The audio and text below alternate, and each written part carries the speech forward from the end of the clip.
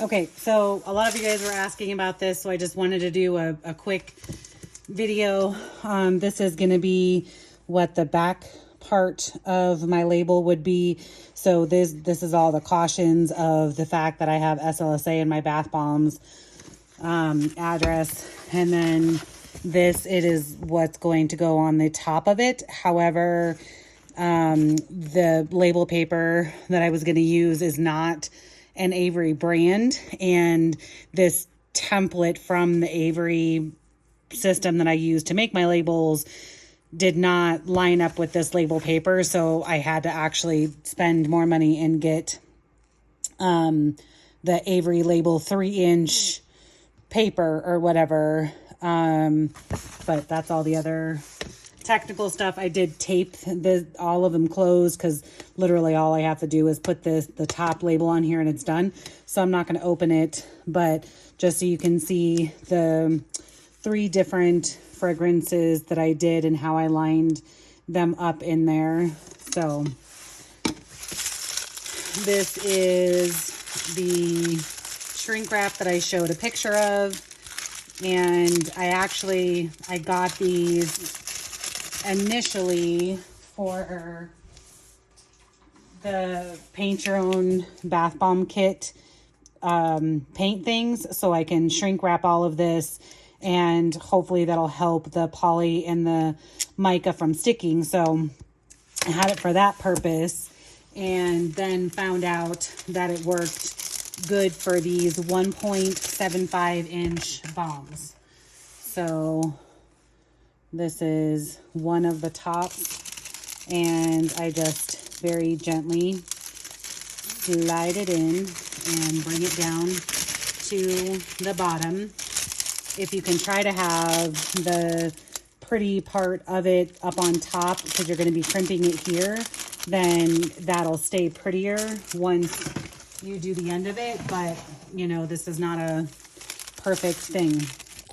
And then I also go through, because this like has build up plastic on it and stuff, so once it kind of cools down, maintenance wise, I kind of knock that off.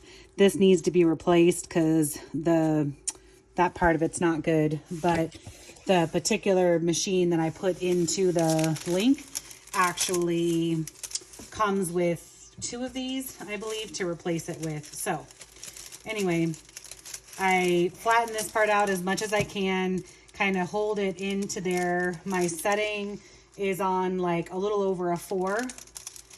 Press all the way down and hold it, and I'm pulling this side. Once it pulls away, then I pull this side off. Sometimes it falls, but for the most part, it does good.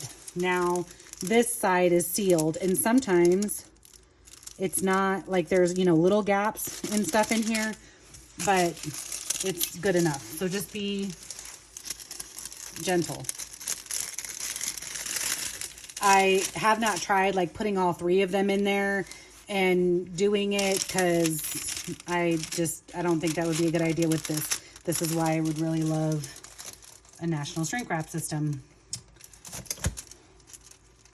And I found that by pulling that side, it keeps it fairly, you know, flat or nicer, I guess. And the other side kind of hangs out there a little bit.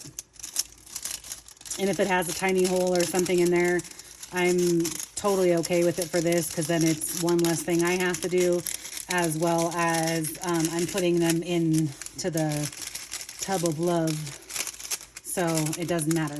Okay, so this one's going to be a little bit more difficult because there's only going to be the last little part of that on there. It's about a 1/2 inch or so, but I still will take it and pull it off, and then pull the other side off. And like you can see, that has like a little pocket. But I went through and did them all that way, and then used the heat gun. I hit the corners first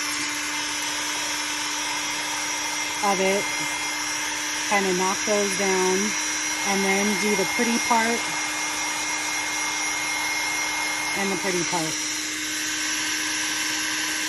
Now my heat gun setting is on a 5.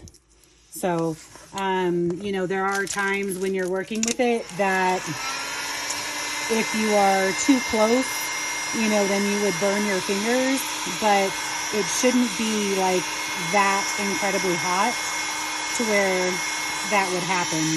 So just be careful. And this is the brand of the heat gun. I think it was like $20 or something. I don't remember. But if you want a link to that, you know, I could do that too. But they have so many of them out there. You could go to your hardware store and get it.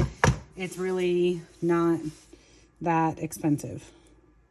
So there's that one. And then I will quickly show you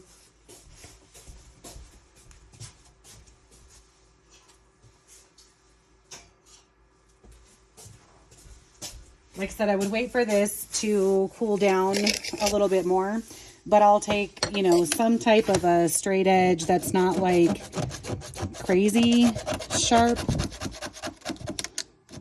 and try to get off this excess, because otherwise it will build up on your tool.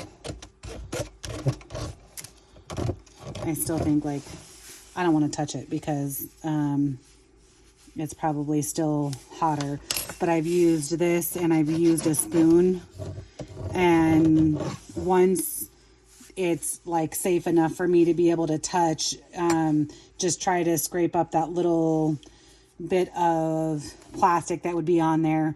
But this one is definitely pretty used. I mean, even back here, like it's kind of coming through on the material. So it's really time to replace that little fabric-y part. But I hope that helps, and let me know if there's anything else that you want to see.